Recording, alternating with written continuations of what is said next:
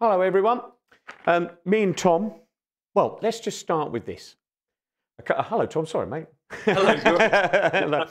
On screen there. We've been doing a few of these videos now, and somebody wrote in, and I'm going to have to read this because one of our customers wrote in and asked the question: to be a proper mod band, do you have to have a Hammond organ in the band?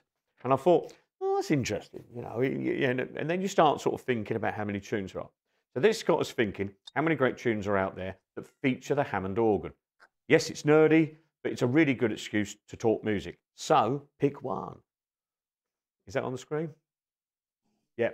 So me and Tom have been yakking, and we thought, why don't we create the ultimate Hammond playlist? So this is our first go, and today, as you'll see in a second on the second thing, we've got two to choose from. Tom's going to argue for Jimmy Smith, the cat, and I'm going to argue for Jimmy Mcgriff. I've got a woman. So Tom, take it away. Yeah. So the cat for me, it brings together loads of really cool things. Jimmy Smith being the ultimate one. He was a big musician on Blue Note, but you'll find the stuff that he did on Verve, the Verve label, which was the cat. He kind of incorporated more of a big band sound with him as well. And what I really like about the album, it kind of takes on one of my other interests as well, which is kind of soundtracks. And it sounds like a 60s spy soundtrack. And I think that's why my ear was drawn to it straight away. Even though it isn't a soundtrack for a film at all, it just definitely could be. Almost sounds like it's from The Man from U.N.C.L.E. or something like that. But I'm a huge fan of it, and especially Jimmy Smith, especially his Blue Note stuff as well. Some of the most laid-back Hammond organ you will ever hear. Yeah, I'll give you that. I mean, when I first heard the cat, I think it was later on. I knew the song, but I wasn't aware that it was Jimmy Smith. Do you understand? I mean, I knew the song, and I think it was on Sounds of the '60s. And I forget who played it, but he played the long version. It's got all the intro, da, da, da, da, da, and then it goes into it, and that's brilliant. You know, it is fantastic. I'll give you a hands up. Brilliant, brilliant stuff. Also on that picture, I don't know if you can see it. Have you ever seen? That's the one on the right hand side there. Have you ever seen that clip of Jimmy Smith playing? I have, yes. Yeah. It always blows my mind. Like I'd love to be able to play the Hammond organ, and it just looks, because there's two sets of keys, it just makes it look a lot more complicated, doesn't it? But I suppose that's just like it's just a piano. Yeah, I can play left and right hands, isn't it? But yeah, but I mean, I'd love to be able to play the Hammond organ. I know you dabble, Andy, and I just love to be able to sit down and play all those tunes. Yeah, I mean, I can sort of do the left hand, but the left hand and the right hand at the same time is quite an art. You know what I mean? Me and Jake watched that clip. I don't want to get too nerdy, but me and Jake have watched that clip that we've shown you, and he was going so fast, I don't think the camera speed was quick enough to catch his hand actually moving. And me and Jake were like, I'm sure I just heard that note, but I didn't see him move his hand. It was amazing, amazing big clip.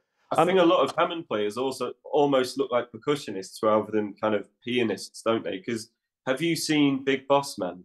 Yes. So like Nas Bouzadar, who plays the keys in that band, he'll often like play but hammer the keys with his hands like that. And that's a bongo player as well. It's amazing. Yeah. So there's a theatrical thing. We'll discuss this in future weeks because certainly I think I'll give one away. Hush is probably going to come up with Deep Purple. Yes, and you know that is done by just bashing your hands on it. Yeah. Yeah, and the Hammond's got a noise, as you call it. Do you know what I mean? And yeah, so when they go going up, yeah, it's fine. Anyway, we're getting super nerdy now. Let's go on to my one, which is Jimmy Mcgriff. On the screen now, you can see Jimmy. That image has been used countless times by mod clubs. You see it all over the time. If you know you're going to do a soul R&B night, that's a great picture to throw up. It's just so cool. You can see it there on the Sue label. Now, on the right-hand side, what you can't see, this is where it enters my world. My granddad had that LP collection, the 6 LPs, and it's a rock and roll history thing. So it starts with Fats Domino and ends, I think, the Exciters, stuff like that. And I've got a woman's on it. And I remember going to an all-nighter and hearing that song being played. And I was thinking, when I went to that all-nighter, I was only 16, and I think for the first time, I thought, oh, it's all going to be the Jam and the Small Faces all night. And it wasn't at all. It was all kind of stuff like that. And then I heard that and I thought, well, I've got that.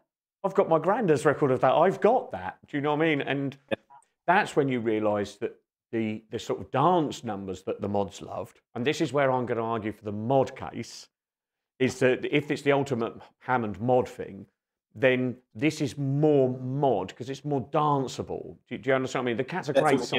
Yeah. You can't dance. It's very kind of that shuffly sound that it's got. You can imagine a packed dance floor to that, can't you? And like, well, you still can.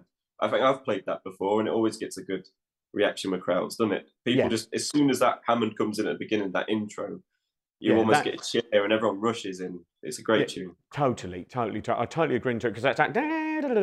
And then if you play, it sounds like it's like literally on one note, doesn't it? It sounds like the band's just kind of going like this, and he's just going mad. Yeah. And a little bit of what I love that is, it reminds me of the Who when they're doing their big sort of bits in the middle. Yes. You know, it's just that sort of noise. You know that, and I imagine that's why the mods loved it. It's just that noise, a cacophony. Is that the word? You know, there's a big word. Yes. Yeah. So let's have the pickup again. We're going to round this up pretty quick. If you go to, I think it's Pico 2, it's the verse. Yeah. So what we're going to do, you might see this video on YouTube, you might see this video on Facebook, you might see it on Instagram, wherever you see it. If there's somewhere to put something below, put it below. And after a while, we're going to count up the votes. And between us, we're going to put one of two songs into an ultimate playlist. And there might be a little bit of cheating, because I might just decide, or Tom might decide, and then it'll go in.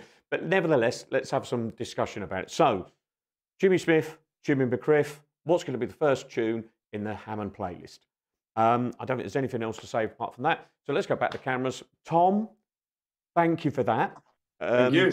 Did you enjoy that? Was that good for you? I really enjoyed myself, yeah.